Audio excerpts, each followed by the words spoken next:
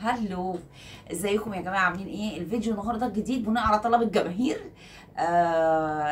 كنت قايله للناس اللي عنده سؤال محتاج نتكلم فيه يبعت لي في الكومنت. فعندي اسامي كلها اتحدوا. انا عندي حاجات كتير جات لي انا كاتباها، بس في لقيت ان في ناس كتير كتير كتير سأله على نقطه التسعير. الاستاذه منى جاد، الاستاذه اسماء جمال، الاستاذه داليا ناصر، الاستاذه ابداعات اينا. هي يا ابداعات اينا يا ابداعات ايدينا، وانا عشان مش عارفه اقراها قوي. فهنتكلم النهارده عن التسعير. الفيديو مهم جدا، اتمنى يا رب انه يعجبكم ويكون مفيد ليكم. بناء على الفتره الطويله اللي انا شغالاها في المجال دوت، التسعير ليه كده سيستم. اللي هو ازاي؟ هفهمك. يعني الشغل اليدوي الهاند ميد عموما ليه ليفل ناس. المرحله مش بتبدا من انا ثم المنتج ثم العميل، لا، احنا بنمشي عكس. العميل ثم العميل ده احتياجاته في الوقت ده من السنه. المنتج ده هيكلفني ايه؟ فازاي؟ يعني العميل مثلا في الصيف عندي، انا مثلا في سيزون الصيف كل الكلاينت بتوعي عايزين شنط شنط شنط شنط شنط شنط. يبقى ادي العميل ده انا مختاره من ايه؟ من فئه البي بلس والاي كلاس. اوكي، اللي هم نزلوا شويه من المرحله اللي كانوا كل الناس تروح تشتري من بره، تشتري مستورد. بداوا يدوروا على اللوكال براند اللي زينا اللي يشتروا منهم، عشان خاطر تبقى الحاجه انا بلبسها وتحفه وشيك والماتيريال عاليه، بس برضه بسعر اقل من المستورد. فنزلنا، فبقوا ياخدوا من اللوكال براند. وادي المنتج، ادي الشنطه. طيب انا بقى هعمل ايه؟ انا بقى اللي هعمل الشنطه. فايه الموضوع؟ الشنطه مثلا خدت مني 600 جرام رافيه، يعني قولي 750 مثلا، كيلو الا ربع. فالكيلو الا ربع دوت اخد مني قد كده ماتريال. سعر الماتريال بتاعته قد كده، ماتريال قد كده، بطانه قد كده، اكسسوارات، كباسين وسوست وجيوب وحركات، دلايات، سلطات وبابا غنوج. اوكي، قد كده بيك اب. البوكس الشيك اللي بتحط فيه الحاجه، بتاع ده الباد سبلاش اللي بترش بيه، الكادو البسيط اللي مع الشنطه اللي هو بورتوفيه صغير، مش عارفه ايه الكلام زي دوت. ماشي.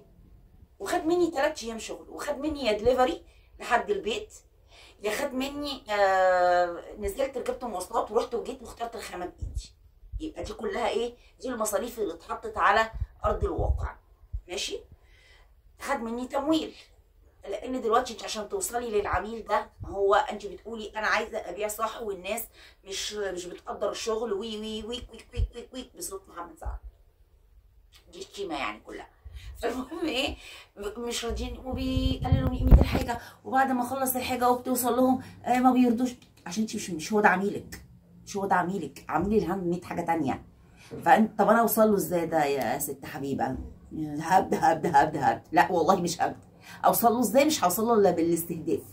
الاستهداف بيجي بطريقتين. عشان كده المره اللي فاتت لو تلاحظوا قلت لكم ما تعملوش دعوات للناس اصحابكم، ما تعملوش دعوات للناس اللي شغاله زيكم، لان الخوارزميات بترمي لك على 100,000. يعني مثلا لو انت عملتي بوست ووصل ل 100,000، ال 100,000 دول حط منهم 10,000 لايك. اوكي، ال 10,000 لايك دول هم الفئه المستهدفه بتاعتك.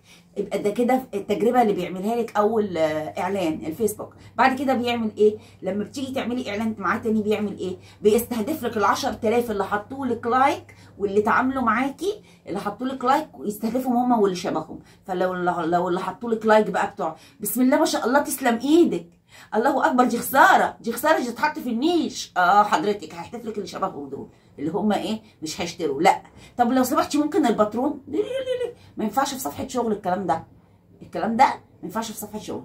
ينفع في قناه يوتيوب، ينفع في جروب فيسبوك من اللي بتحطوا فيه شغلكم الكلام دوت، لكن صفحه شغل كبزنس لا. المعلومه دي لازم اكررها في كل فيديو. يبقى احنا قلنا نرجع تاني عشان ما نتوهش من بعض.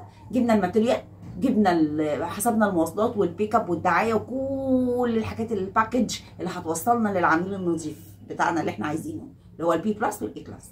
اوكي، يبقى حطينا، جمعنا كل الحاجات دي وجمعنا ثمن وقتنا، لانه 3 ايام. ان اشطر حد بيقعد في الشنطه 3 ايام.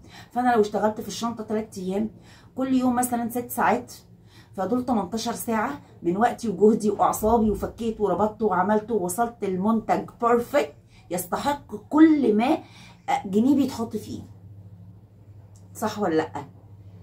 مش هقول خش على بنترست وشوفي الاجانب بيبيعوا بكام، مش زينا، مش الليفل بتاعنا، مش وسطنا. ماشي يا ستي، انتي مفيش حاجه اسمها اضرب في اتنين، لا، لازم تقضي تعبك مظبوط، لازم تحسبي كل دقيقه وكل جنيه وكل قرش صرفتيه، علشان ده مجهودك ووقتك. لو انتي مش هتكسبي منه، لو معلش انا مش هكسب من اللي انا بعمله دوت، يبقى ما اعملهوش. صح ولا لا؟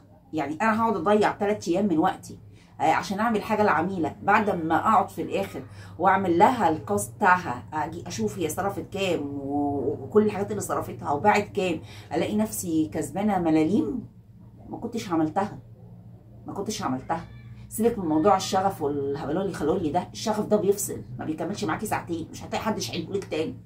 شغف ايه وبطيخ ايه؟ احنا عايزين نشتغل ونكسب، اوكي؟